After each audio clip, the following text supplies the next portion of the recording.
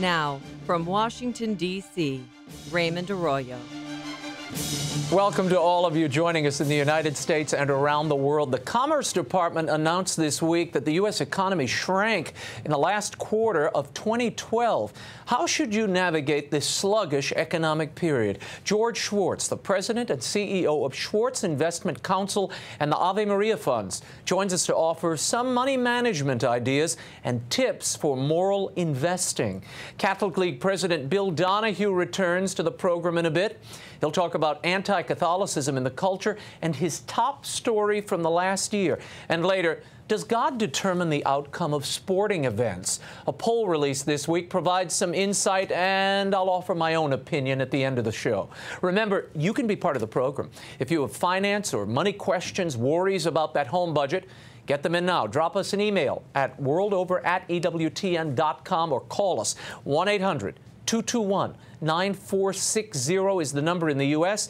Internationally, you can reach us on 205-271-2980. Let's get things started. Here's the brief news from the world over this week. After a 6-year hiatus, comprehensive immigration reform is back on the front burner in Washington, D.C. On Monday, a bipartisan group of 8 senators announced a set of principles for rewriting the nation's immigration laws. The Senate plan calls for creating a path to citizenship, securing the border, employment verification, and a guest worker program. At a campaign-style event in Las Vegas, the president hailed the Senate's efforts and offered his own proposals, advocating what some say amounts to amnesty. We have to deal with the 11 million individuals who are here illegally. We all agree that these men and women should have to earn their way to citizenship. But for comprehensive immigration reform to work, it must be clear from the outset that there is a pathway to citizenship. Archbishop Jose Gomez of Los Angeles, chair of the U.S. Bishops' Committee on Migration, said the Senate proposals are an important first step toward comprehensive immigration reform. The Bishops' Conference has long supported a federal comprehensive immigration reform package. And a U.S. District Court judge is warning the Obama administration that it needs to finalize its religious accommodation with regard to the Health and Human Services contraception mandate. The warning came from Judge Amy Berman Jackson, who this week dismissed an HHS mandate lawsuit filed by the Archdiocese of Washington and several other D.C. area Catholic organizations. She based the ruling on the fact that the entities have yet to suffer injury from the mandate since it's not yet being enforced. The Obama administration says the regulations will never be enforced in their present form. The judge wrote that the court construes the government representations as a binding commitment and would not look favorably upon its failure to comply. The White House has until the end of March to revise the mandate. In a related story this week, a federal court judge tossed out a lawsuit by the Archdiocese of St. Louis challenging the constitutionality of the HHS mandate. The judge issued the order on Tuesday, saying the regulations contained in the mandate are not yet final, so it would be premature to rule at this time. The mandate requires all employers, including many religious entities, to provide contraception and sterilization services free of charge to their employees. And a pro-life Democratic group is protesting New York Governor Andrew Cuomo's new push to expand the state's abortion-on-demand laws. In a recent statement, Democrats for Life of America said New York women do not actually need greater access to abortion, but a more supportive system to allow real choice, should they want to bring their pregnancies to term. The letter was in response to the reintroduction of the state's Reproductive Health Act. Governor Cuomo, who is Catholic, is supporting the measure as part of a larger plan to advance women's equality within the state. Democrats for Life also objected to State Senator Jeff Klein's suggestion that in order to be a true Democrat, one must support the abortion expansion. The organization said, quote, "It is clear that Senator Klein does not fully understand the importance of diversity within our party, the strength of a big tent policy, or the real needs of women," end quote. In a stinging rebuke of the Chinese government, blind dissident Chen Guochen urged the people of China to end one-party communist rule. He asked Washington not to give an inch on human rights in its relations with Beijing. Chen made the comments on Tuesday after receiving the Lantos Prize for Human Rights at a Capitol Hill ceremony. There, Chen said the people of China need to establish a truly civil society and bring to an end the communist authorities' monopoly on power. Chen added that pressure is vital and cautioned the U.S. government to refrain from compromising on human rights out of economic interests. Chen had faced years of persecution in China for his activism against forced abortion and other human rights abuses. And another Christian minister has been sentenced to prison in Iran. Saeed Abundini, a 34-year-old Iranian-born American citizen, has been sentenced to 8 years in prison for endangering national security by allegedly evangelizing. Abedini, who converted to Christianity in 2000, was arrested in September upon his re-entry into Iran. The American Center for Law and Justice called his trial a sham. The judge in the case apparently fixated on Abedini's conversion from Islam to Christianity. He had traveled between Iran and the U.S. several times since, but was never arrested until last year. Government officials in the U.S. are calling for his release. And a current Philadelphia priest and a former Catholic elementary school teacher have been convicted of the sexual abuse of an altar boy in the late 1990s. Father Charles Engelhardt and Bernard Sherrow were convicted of 4 and 5 counts of abuse, respectively. According to testimony, the assaults occurred between 1998 and 1999. Engelhardt and Sherrow were among 5 defendants named in the 2011 grand jury report that accused the Archdiocese of Philadelphia of covering up multiple abuse cases over many years. The 2 men will be sentenced on April 18th. Colorado's 3 Catholic bishops are promising a full review of a Catholic hospital that argued in court that a fetus is not a person in a wrongful death lawsuit filed against it. The case involves a woman who died of a heart attack while pregnant with twins at St. Thomas More Hospital in Canyon City. The hospital is operated by Catholic Health Initiatives, one of the larger healthcare systems in the U.S. The husband argued that while his wife's life could not have been saved, doctors should have intervened to save the unborn twins. In a statement, the Catholic bishop said, "Catholic Health Initiatives assured us of their intention to observe the moral and ethical obligations of the Church. We will undertake a full review of this litigation and of the policies and practices of the Catholic Health Initiatives to ensure fidelity and faithful witness to the teachings of the Catholic Church." And the U.S. Food and Drug Administration is taking a pass on regulating college campus vending machines that dispense the morning after pill. This past week, the FDA announced in so many words that it has agreed with Shippensburg University's vending program after speaking to officials at the Pennsylvania school. The University Health Center's vending machine, available to all students and staff, is stocked with contraceptive abortifacient Plan B pills. It's being sold for $25 alongside condoms, pregnancy tests, and decongestants. Plan B was classified as an over-the-counter drug in 2009 for persons 17 and older.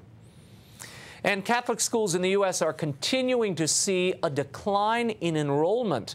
In the latest report provided by the National Catholic Educational Association, the number of students enrolled in elementary and secondary schools in the U.S.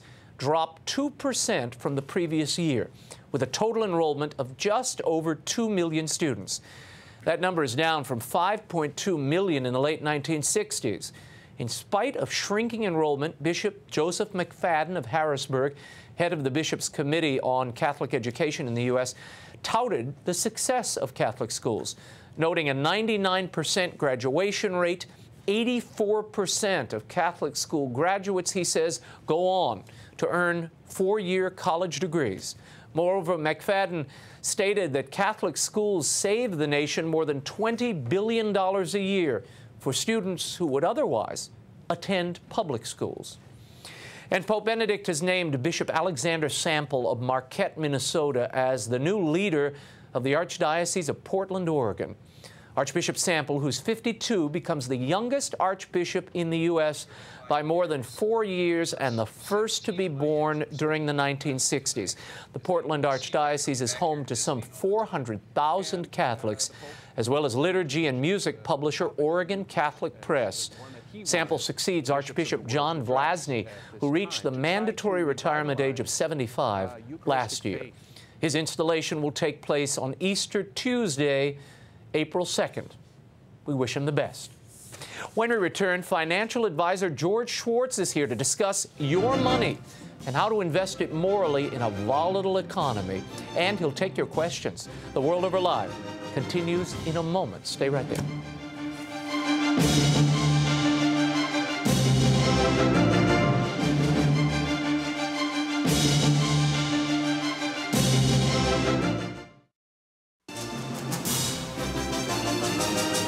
Now, once again, Raymond Arroyo. Welcome back to The World Over Live. One challenge all of us are facing is, how can I make my money go further in a sagging global economy? And can I turn an investment and remain true to my values? My first guest has spent 45 years as an investment counselor, analyst, and portfolio manager. He's president and CEO of Schwartz Investment Counsel, including the Ave Maria Mutual Fund family. Welcome back to The World Over Live, George Schwartz. George, great to be with you again, Raymond. Good to see you. Let's talk for a moment about what we're seeing in the news. The gross domestic product this week, a 0.1 negative down. This contracting economy, it's shrinking. What effect does that have on the markets? If it happens again next quarter, it'll technically be a recession. I don't attach too much significance to it. Why not? The numbers always get adjusted and may be adjusted up or down in a month or 6 weeks from now. And as far as the market goes, investors frequently make the big mistake of looking at the headlines, looking at the most recent news report and deciding to make investments or not make investments based on that. And it's a huge mistake. Investors should really be looking long term and thinking about where the economy is likely to be in 2 years or 3 years and where the stock market is likely to be in 2 years or 3 years. And in my opinion, it's going to be decidedly upward. Not as good as it could be if we would have had a change in the administration, but we got what we got, and we're going to have to live with it. The economy will do relatively well, okay, not great, but there'll be great opportunities in the investment markets. Let's talk about this rally, and there has been a rally on Wall Street. In January, you had a lot of people return who pulled their money out in 2008 before or during that downturn. They seem to be rushing into the market. Why are they throwing their dollars at this market now, and how long is this going to last? It's a good question, Raymond. Just for some historical perspective, in the previous 5 years, investors took almost $1 trillion out of equity mutual funds, stock mutual funds, and put a like amount into bond mutual funds, which I think is going to end up being a big mistake. But over that 5-year period, stock prices have roughly doubled. And today, earnings are roughly double from what they were 5 years ago. So stocks are just as cheap now as they were 5 years ago, despite the fact that they've doubled. What the future holds, nobody knows for sure. But the ramifications for long-term investing are still intact. Capitalism still works. Capitalism, as my friend Larry Kudlow says, free market capitalism is the surest path to prosperity. Well, our capitalistic system is not as free as it should be or it could be, but it's still the best system on earth, and it's as it's practiced in the U.S. If you have a question or a comment, if you have a financial question for George, give us a call, 1-800-221-9460 in the U.S. Internationally, you can reach us at 205-271-2980 or drop us an email, worldover@ EWTN.com. We will try to get to all of your questions, or at least a sizable number of them. Now, George, the economist Peter Morici this week said, are stocks a sucker's bet? And his contention is that the stocks, the individual stocks, when you buy them individually as an individual, that they're no longer turning the investment. You don't have the data as an individual to keep up with folks like you and these big houses that are investing. It's hard to do it on your own. It can be done, but I always say I don't give myself a haircut. I go to a professional. I go to a barber. And I think most people are better off going to an investment professional like me or like my firm and buy a package of securities through a mutual fund. And you get the benefit of diversification that way, and you get the benefit of professional investment management. It can be done individually, but it's very hard. Now, some say, like Tom Key, he's the president of Stock Traders Daily, he's saying to expect a plunge, a downturn of 50 to 60% of where the Dow stands now. Your thoughts? There's always prophets of doom, Raymond, and throughout history there's been prophets of doom. I don't pay too much attention to it. I always say nobody knows for sure what the stock market's going to do, and if they tell you they know what it's going to do, they're either very naive or they think you are. We're getting some emails and people are asking, where should I put my money? Should I put it in bonds? Should I put it in stocks? Now, these are people who are trying to pay tuition for their kids, pay off their mortgages.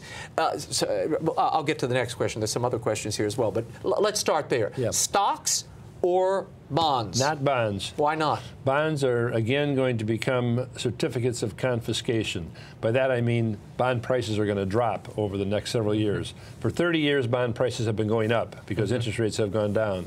That's over with. They've started to turn. The 10-year Treasury yield has gone from 1.40 to 2% in the last several weeks. And it's going to continue.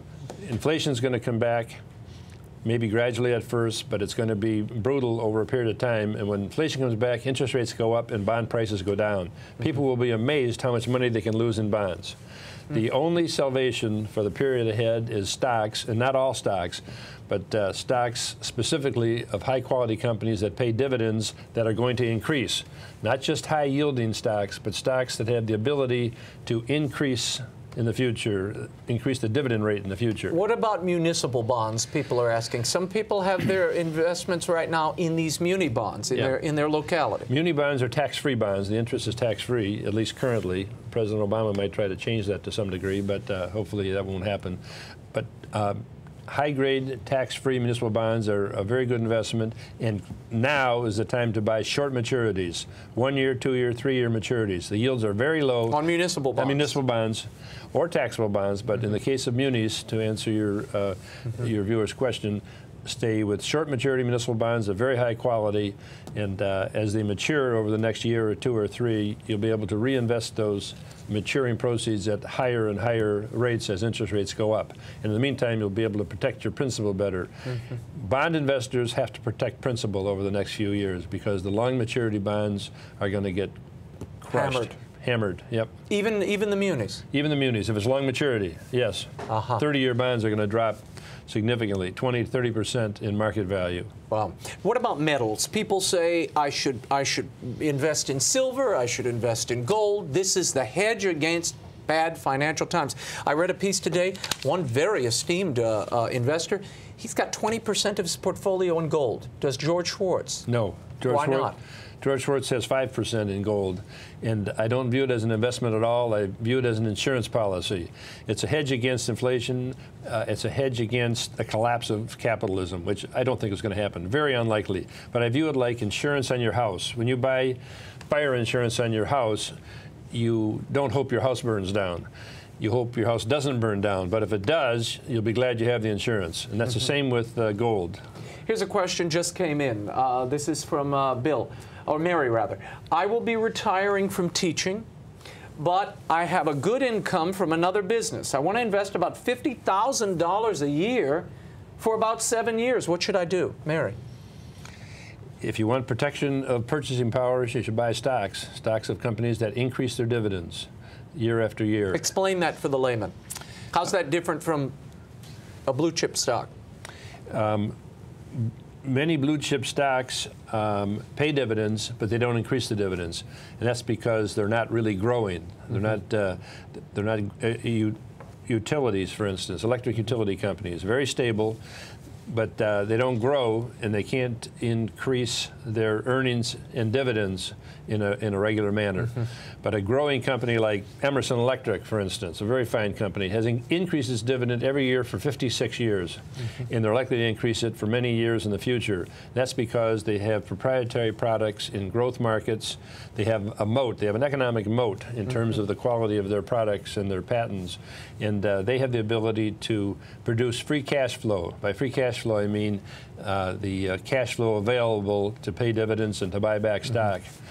And that's a key metric in our analysis of stocks. One of the reasons I wanted to do this show is because we often get so many questions about this. I think investment and finances are an area that people are a little leery about. They don't know a lot about it, so they simply either put money away or spend like fiends on everything that comes because they figure, hey, the economy's going to pot, I'm going to spend it while I have it. A lot of families are concerned, and part of what you do with the Ave Maria funds, it's moral investing. What does that mean? We consider our funds morally responsible funds, the Ave Maria mutual funds. That means we follow the advice of our Catholic Advisory Board. The Catholic Who's on that board? Some very prominent lay Catholics, including Tom Monahan, former owner of Domino's Pizza. We have Lou Holtz, Coach Lou Holtz, the former football coach of Notre Dame. Larry Kudlow from another network. And Phyllis Schlafly, the great Phyllis Schlafly, strong pro-life, pro-family advocate for many years. Michael Novak, noted theologian. And what's the criteria? They set the standards for what they want us to screen out of the mutual funds. They want us to screen out abortion, the big one. That's the main one. Any company that's involved in abortion or makes abortifacient drugs, hospital companies that perform abortions, insurance companies that pay for abortions. We also screen out companies that contribute to Planned Parenthood, which is the biggest provider of abortions in the country. Also companies engaged in embryonic stem cell research, and companies that distribute or produce pornography. And then we can invest in whatever we want, and our staff of analysts and portfolio managers have had no problem getting good companies that are morally responsible, and we've produced terrific investment results. I'm going to ask a question. One of our email folks here are asking, it's great, they're saying, that you're morally investing. What about turning a profit? Is that a tension, or are they complementary? Our funds are among the best performing funds in the country, praise God. We've been very fortunate. We have very good analysts. We have one large investor that thinks we've benefited from divine intervention, and I assure him that's not the case. We benefit from strong research, good analysts, good portfolio managers with a lot of experience, a lot of talent, and we work very hard, and we've been able to produce very good results. And there are a couple of Catholic groups who do, Paladin and some others who invest this in this way. Do you all have sort of different things you screen out for? Is that the idea? Yes. Some of the other Catholic funds or religious funds screen for different things. Some funds screen for alcohol and tobacco and firearms and so forth. Ours are very focused. Our Catholic Advisory Board is very focused on the items that I mentioned. Again, abortion being the big one. Our 50,000 shareholders are universally, unanimously pro-life, strongly pro-life. Tell me, and this is a huge question, when you see everybody running into the market as they are now, I have to tell you, looking at this, my thought is, stay away from this market, wait for the correction, then jump in March or April. Well, first of all, everyone's not running into it. A lot of people are running into it. This thing's going through the roof. Yeah, some have, and in this month it's been remarkable how the last 5 years has changed from net sellers of equity mutual funds to net buyers, and it's rather extraordinary. Those that are getting in, I think, are going to do very well. Those that try to time the market and wait for a pullback may or may not get it. And I wouldn't try to outguess the near-term swings in the market. I'll bet you some of the people that are saying they're going to wait for a pullback, if the market does pull back, they're going to say, "Ooh, I'm not going to buy now. Stocks just went down." So it's a loser's game to try to outguess the near-term swings. So you wouldn't advise people getting in. There's no metric that you look for to get into the market. The great John Templeton, Sir John Templeton, who was a tremendous investor for 50 years, passed away a few years ago. He used to say the best time to invest in the stock market is when you have the money. and I can't disagree with that. Well, it depends on how much money you have. Yeah, that's the thing. It's, you know, as people say here, a number of people are saying, who has money to invest? Yeah. And we'll get into that when we return. We're going to take a little break, but when we come back, we'll talk about strategies to help people invest, particularly to save in a family situation. We're going to take a short break. When we return, George Schwartz will take your calls and emails. Get them in now. 1-800-221-9460 in the U.S., 205-271-2980 internationally. Or drop us an email, worldover@EWTN.com. I see them coming in now. We'll get to them in a moment. The World Over Live continues. Bill Donahue straight ahead. Stay right there.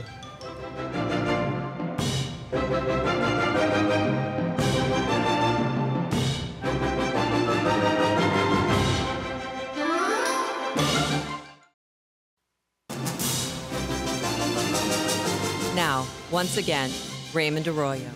Welcome back to the World Over Live. We're talking money, your money, and moral investing with the president and CEO of Schwartz Investment Counsel, George Schwartz. We'll continue our discussion and get your calls. George, thanks for being here. As we were talking during the break, we're getting so many emails. People say, who has the money to invest? And there's a report. The Senate Health, Education, Labor, and Pensions Committee reported this week the difference between what Americans have saved for retirement and what they should have saved is $6.6 trillion.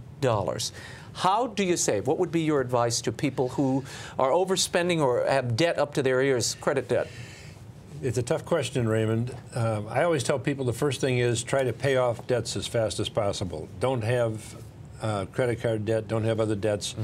And then if you can do that, put away some money every week or every month in a safe investment. And when you've accumulated a few $1,000s, then start investing on some regular basis in high-quality mutual funds. And beginning investors really have to use mutual funds to get that diversification and professional investment management. Yeah. But getting started is the key. You got to get started. Now, my father used to always say that debt is your enemy. It is. You know, and I think debt is the devil. I keep it out of my house. I agree with you.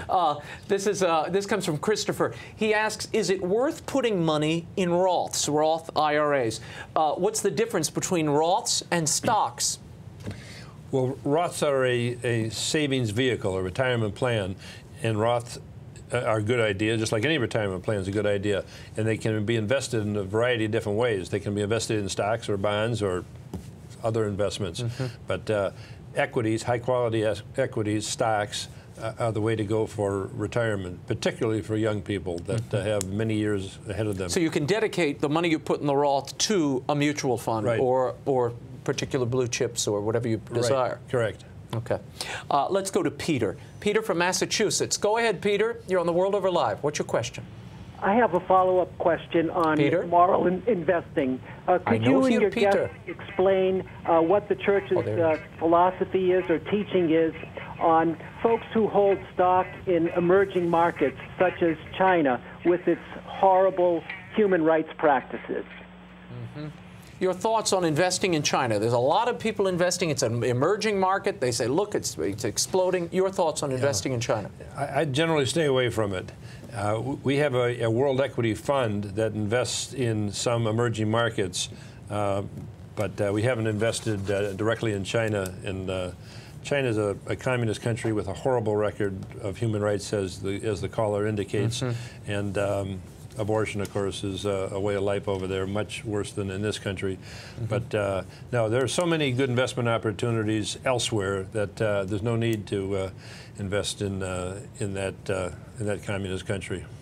Someone is asking here, Amy, we have our money in a 403B and have been trying to get it switched to a fund like the Ave Maria Fund, but we're told we cannot help. You have to go to your employer and ask them to put the Ave Maria mutual funds on your menu of mutual fund opportunities, and they can do it if because you usually can select from from a list of potential mutual funds. Most employers have a list of 15 or 20 or 30 different mutual funds, and you just got to get them to put the Ave Maria mutual funds on there. And they're no-load funds. All our funds are no-load, no commissions to get in. Okay, let's go to Teresa, New Hampshire. What's your question, Teresa? Hi. I'd like to thank you for taking my call. Sure. I'm 51 years old, and I'm disabled.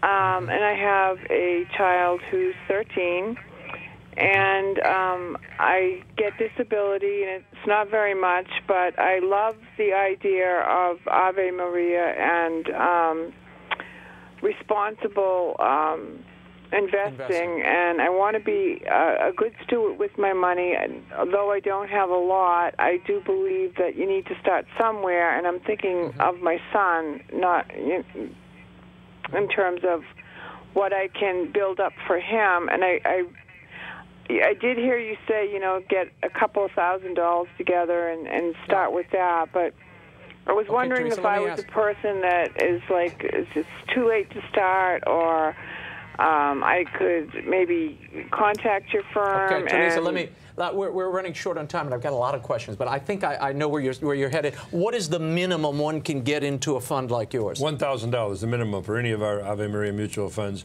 and the trick is to get started. That's the important thing. Is it ever too late? No, no matter how old you are, it's never too late to invest, and if you invest wisely, it'll pay off over a period of time. Evelyn's asking, shall I redeem my Series E bonds that I've held for 20 years? Thank you. I would, yeah. Why? As I said, they're going to become certificates of confiscation. When interest rates go up, you're going to be locked into those low-yielding government bonds, and there'll be many other investment opportunities that do an awful lot more for you. Let's go to Suzanne from Georgia. Go ahead, Suzanne. What's your question? Just Suzanne, originally from Louisiana. That's why it's Suzanne. Anyway, I like that. The fixed income, we're on a fixed income, my husband and I. He's on disability. The other lady's question may have helped me out. I'm thinking in terms of something like if I have $40,000, and I've been afraid to invest because we keep having things, needs, and we're 63, both of us. He is on disability, but I don't have the insurance at this point. But anyway, we're just, I like the idea of the Ave Maria funds and how y'all screen everything. I like the idea that I can start with a few $1,000s. How does that work in terms of readiness to take funds out if I need them? Is there a penalty? How does that work? A good question. You need advice to meet your individual needs and objectives, and you could call one of our advisors, one of our counselors, and they could tell you what would be best to suit your needs, your income needs, and whether you should invest it all at one time or a little at a time, or which of our funds might be most appropriate for you. And here's my question, though, and the lady raises a good question, Suzanne. If you're investing and you're on a fixed income and you're investing, say, $3,000, and you need that money, say it goes up in a few years, can you pull it out? What is the mechanism? And when can you do it? And is there a penalty attached? No, all our funds are open-end funds, which means you can take the money out, put money in, take money out, whatever you want, with no commissions, no fees, no penalties. It's a daily situation. You can get your money out any day of the week. But you have to be careful because there are a lot of funds out there. I've invested in some that have these penalties attached back-end loads. Back and front end and back end. Back end, right. Our funds have a management fee like any mutual funds, but we have no front-end load or back-end load. Front-end commission, back-end commissions. Okay. Let's go to John. John in Connecticut. What's your question, John? Yes, thank you for taking my call. I have a pretty good amount of U.S. savings bonds that are going to run out of drawing interest very shortly. What my question is, is there any way that I can take that savings bonds money, if I cash them in, I'm going to have to pay the income tax, but is there any way that I can put that into something else without paying the income tax now, but when I cash in wherever I put them later? That's really a tax question. You should ask a tax advisor. We can help you with investing, but We can't give you tax advice. Yeah, that's a different question. This lady's asking, Marge, please tell me if annuities are a good investment for someone retiring. Explain, first of all, what an annuity is. I'm not in favor of annuities. Annuities are insurance products sold mostly by insurance salespeople. Companies, yeah. They have very high commissions associated with them, all kinds of penalties and penalty clauses if you take your money out. And I get in arguments all the time with financial planners, insurance brokers, and insurance people that think they're just wonderful. I'm not a fan, and I think you can do much better with much lower expenses in buying high-quality mutual funds, stock mutual funds. People are, there's so many questions now coming in. I wish we had a little more time. The reason we went with the name of company here, Ameriprise 403B, we moved our money to Ave Maria because they were morally in line with Catholic principles. Ameriprise is not. Thank you for your help. So that was sort of somebody just giving their testimonial there. You can't, they're saying, can you manage, and do mutual funds manage $200,000 of life savings a retirement couple has without umpteen confusing options? Yes, we have many investors that have invested $200,000 or even a few million with us, and they've done very well. They're asking, there are a few retirees here asking the question, you know, they're in their 70s. Is it prudent to invest in the stock market now? I think it is. People in their 70s still have a long way to go, and the question is how much. I mean, they shouldn't put the whole nest egg in the stock market. Probably not. No. There's no rule of thumb that you take your age and subtract it from 100, and that's how much you should have in the stock market. So if somebody's 70, they should have 30% of their investments in the stock market. That's okay. I would tend to say a higher level of stock investing is appropriate for most people. Okay. What do you say, I mean, in this coming year, there's a lot coming down the pike. The Affordable Care Act, all those taxes are going to hit the system between now and 2014. You've got the Social Security tax, which has been the payroll tax break, which has been removed. That means people are taking home 2% less this year. Right. How is that going to affect this investment picture as well as the economy? What would you advise families who are on fixed incomes? All those things are negatives. There's no question about it. And Obamacare still has to kick in. It's going to be negative. Obama's regulation of corporate America is a negative, but they're not going to be the death knell. They're not going to be the end of capitalism. They're going to retard growth, but there's still going to be growth. There's still going to be good investment opportunities, and there'll be acceptable rates of return made in well-managed mutual funds like ours. George Schwartz, thanks so much for all your advice, for being so forthcoming and practical. If you're interested in finding out more about George Schwartz and morally responsible investing, you can visit AveMariaFunds.com or call them at 866-AVE-MARIA. His latest book, Good Returns, Making Money by Morally Responsible Investing, is still available at bookstores everywhere and online. Coming up, Catholic League President Bill Donohue drops by to discuss a new Broadway play and an Oscar-nominated documentary. The World Over Live continues in a moment. Stay right there.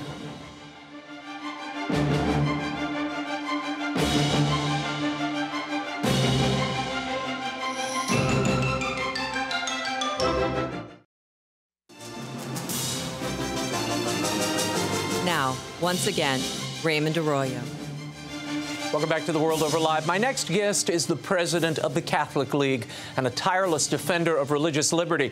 He joined me recently to expose what he sees as anti-Catholic bias in film and on stage, and much more. Here's Bill Donohue. Bill, I want to start with this film, Mea Maxima Culpa. It was a documentary. It aired on HBO, but it was released theatrically as well. You had some difficulties with this movie. Well, you know, we do know that there was a renegade priest back in the 1950s by the name of Father Lawrence Murphy, and he did molest perhaps a couple of hundred of deaf young boys. And horrible as that is, nobody in the Vatican knew anything about it for some 40 years later. As a matter of fact, the authorities never knew anything about it for about 20 years, and then they investigated it. They didn't find anything there. And then in the mid-90s, finally the Vatican is told about this. They could have said, listen, we're not going to do anything. The statute of limitations went out. They ordered a trial to look into this whole situation. What bothers me is this. If we know that there have been some bad priests, there are bad policemen, there are bad parents. We know this in every demographic group. The question is this: to what extent are the people at the top culpable? And I'm simply saying this: there is no evidence whatsoever, as alleged by the people behind this documentary, that it goes right up to the Pope. Well, if they had that evidence, why didn't they play it as opposed to giving interviews which they surmise, well, he must have known? The Pope runs an organization about 1.3 billion people. There are over 400,000 priests in the world. And yet we have Mark Thompson, who, when he was at the BBC with an organization of 23,000, said he knew nothing at all about Jimmy Savile, the child rapist there, who raped hundreds of people, boys and girls alike. And the New York Times and everybody else has said, what's good? How could he know about what's going on with 23,000? Well, the Catholic Church is a little bit bigger than 23,000. So this idea that the Pope knows everything about what's going on from Bulgaria to Boston is insanity. The movie also celebrates the former Archbishop of Milwaukee, Rembert Weakland, saying he was one of the few people who pushed for a trial, a canonical trial. What's wrong with that? Well, quite frankly, we have evidence. It's actually taken from the New York Times when they did some evidence. They did some scratching around on this, and yet they didn't report it in their news stories. But if you go into their archives, you can find it.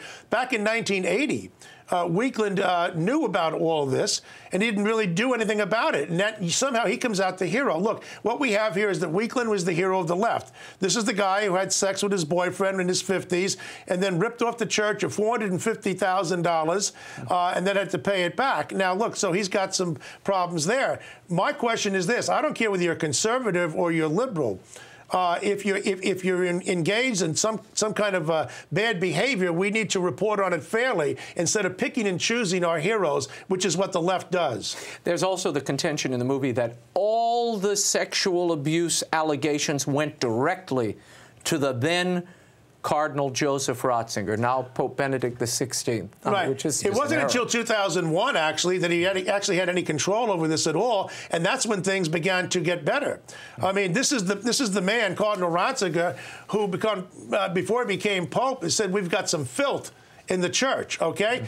I don't know of anybody. I would say that Pope Benedict XVI, quite frankly, if you want to take a look at this as a record compared to his predecessor, who was a great man, Pope John Paul II, it was Benedict XVI who has taken this issue more seriously and has dealt more about it in terms of reforms. So again, that's another cheap shot that can't stand scrutiny. No, he was always very aggressive about this, whether it's Father Maciel or any of these other issues. Right. Yeah, he was very direct liberal about or conservative, makes no difference. Let's talk about a play that is going to open on Broadway called The Testament of Mary. The renowned actress Fiona Shaw, who's a fine actress, is going to be a part of this.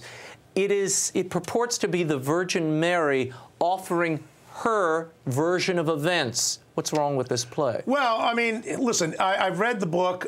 He's actually a pretty good storyteller. They will tell you when you look at the book jacket what it's all about. Oh, in her elderly years, the Virgin Mary begins to talk about her son, who really wasn't, you see, the Son of God. So we get rid of that. She didn't want to cooperate with the apostles because, you know, this is another fiction. They were engaging in hagiography and cleaning up her son's record. Absolutely, and it was really a waste of time, a worthless life to say that he died for the rest of us. That's another fiction, of course. Now, look, people are free to believe whatever they want, but here we have again another ex-Catholic homosexual who's got a beef with the Catholic Church, who, by the way, said that when he went to Catholic schools when he was 15 years of age, he was never abused by a priest. Although he saw some sexy-looking priest, he wouldn't have really minded it. I mean, this is really another startling thing about the person behind what's making this. Now they're bringing it to Broadway. It opens up in April, but it previews in Holy Week. Why do you think, I mean, do they split the difference? I haven't read the book. Do they split the difference where you're not quite sure if this Mary is accurately remembering what happened, or is it ironclad? This is my memory of what my son was. No, this is ironclad. This is my memory. It's to tell you the truth, it's only a very small part of the book. but it's the one that's getting all the play. And otherwise, if you took that out of it, it's like saying, well, you know, Playboy's only 10% nudity. Well, if you took that out of the magazine, it would collapse. So this is what's happened here. He had to put that in there because that's what the audience wants. The audience of people who want to believe the worst and who hate the Catholic Church. So this is something you would be or are going to protest, boycott? What do you think? We're going to draw attention to it and the person behind it and what the motives are and things of that nature. In terms of a scale of 1 to 10, it's hardly one of the worst things that I've seen. Let's talk for a moment about this gun violence debate that has been raging here in Washington. The vice president met with everybody from video game designers to gun manufacturers to consult on this.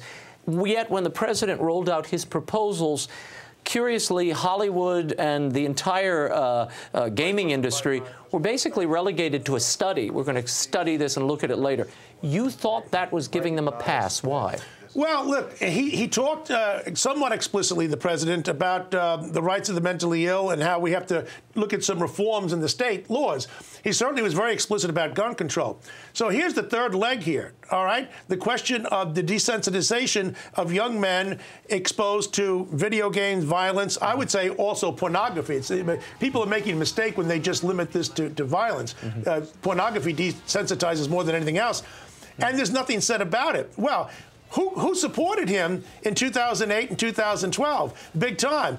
And Obama rewarded Hollywood with all kinds of tax breaks, with stimulus money, and again during the fiscal cliff deal. So one hand is washing the other. In other words, you can grease Hollywood and take care of them. I know there are First Amendment issues. That's what I was about to ask you. Are you suggesting that they should curb their First Amendment right to free speech? This is free speech, right? Well, they're asking the gun owners to curb some of their rights, and that's a Second Amendment right.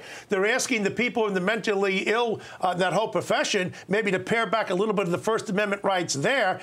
Look, he could have jawboned. He could have called them in and said, listen, we don't want legislation. So what can you do in order to come forth with something right now in terms of some firm proposals that will stave off the appetite for censorship which the American people want? He didn't even do that. Research, we already know what the research says on this issue, so that's a red herring. Let's talk the top religion story of 2012. You identified this at the end of the year. We haven't spoken since then.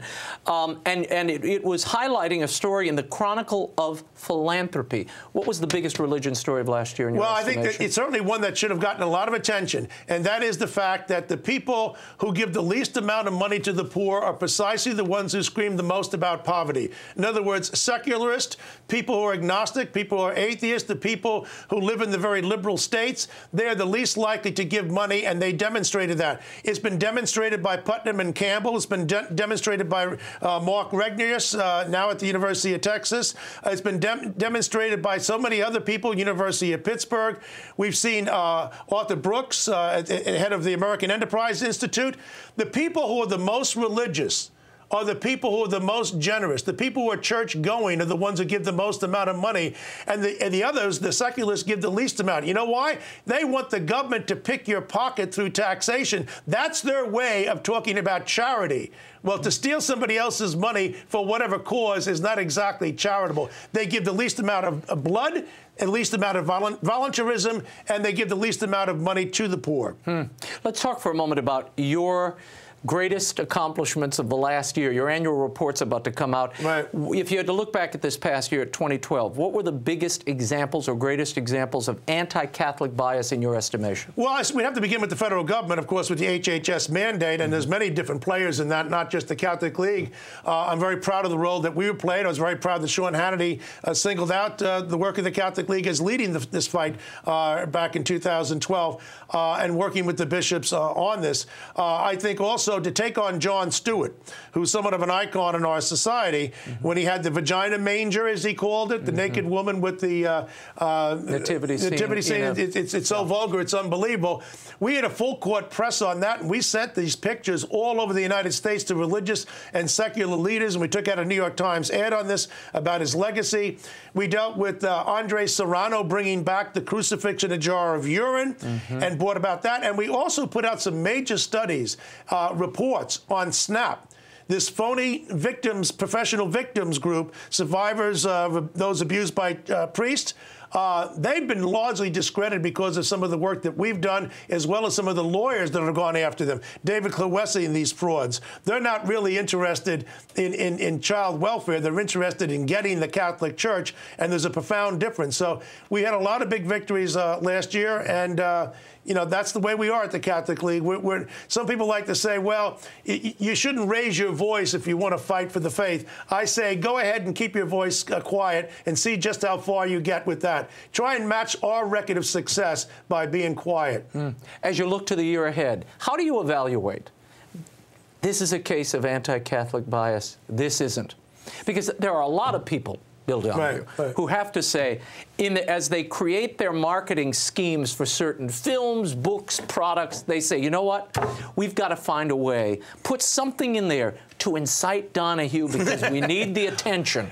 How do you know when to take the bait or to ignore it? Well, first of all, the more establishmentarian the source of the offense, the more likely we're going to go after it. We don't go after public access TV kind of people. We go after CBS and Disney and the like. The other thing is this. We take a look at other groups. Homosexuals, for example, would they have that kind of caricature and depiction there? We don't expect that every Catholic in a sitcom, for example, has to be treated glorious. But if the only Catholics you meet, one after another in Seriatim, are corrupt or morally untoward, or they're hypocrites, and then the gays are all portrayed positively, that tells us something too. If it's a matter of fair criticism, that's not for us. The Catholic Church is a public institution in the sense of affecting the public. We have to be able to take fair criticism, too. But when you cross the line into derision, into insult, into mocking people's religion, and they know what they're doing when they cross that line, that's when we sound off the alarms at the Catholic League. To follow Bill Donohue and his work at the Catholic League, visit their website at catholicleague.org. His latest book, Why Catholicism Matters, is available at bookstores and online and through the EWTN Religious Catalog. Before we go, let's cut to the chase. Millions around the world will be fixated on the big game Sunday, some rooting for the Ravens, others for the 49ers. But will God be watching the Super Bowl, and does He determine the outcome? A poll released this week by the Public Religion Research Institute fascinated me. It found that more than a quarter of Americans, 27%, believe God plays a role in determining which team wins sporting events. While hardly a majority, it is amazing that so many Americans believe God spends His free time orchestrating the outcome of ball games. Does that mean that He is purposely frustrating the hopes and joy of the souls supporting the losing team? Does the Almighty intentionally single out portions of His flock to disappoint and upset by throwing the game the other way? This makes no sense. And if the Lord is rigging the Super Bowl, is He also throwing the NBA championships, the Masters, the Stanley Cup, and the final episode of Dancing with the Stars? I don't think so. There was another part of the poll that makes a little more sense. 56% of Catholics and 67% of evangelicals say God rewards athletes who have faith with health and success. Now, while God may not grant them health or success, one could make the argument that God does indeed bless athletes and everyone else for their faith. Just how He chooses to offer that blessing is up to Him. With apologies to the Ravens linebacker Ray Lewis, who's made refreshing comments about God following his recent victories, I find it hard to believe that the Almighty is preordaining the Super Bowl or any other game. That's why He gave players and all of us free will to train as hard as we can and to compete as well as we can in the arena. And if God the Father was going to favor a sports team, He surely would agree with me and root for the Saints. And we know how my team fared this year. Well, if you can't be in the Super Bowl, host it. Let me know what you think. I've posted the question, does God determine the outcome of sporting events, and the poll on my Facebook and Twitter pages. Can't wait to hear your responses. That is all the time we have. The show continues on Facebook and Twitter. Go to RaymondArroyo.com. The Twitter and Facebook pages are linked on the left-hand side of the site. Like me on Facebook or follow me on Twitter at Raymond Arroyo. In the meantime, we'll be scouting the world over for all that is seen and unseen. On behalf of the staff and crew of EWTN News, I'm Raymond Arroyo. We'll see you next time. Bye now. Bye.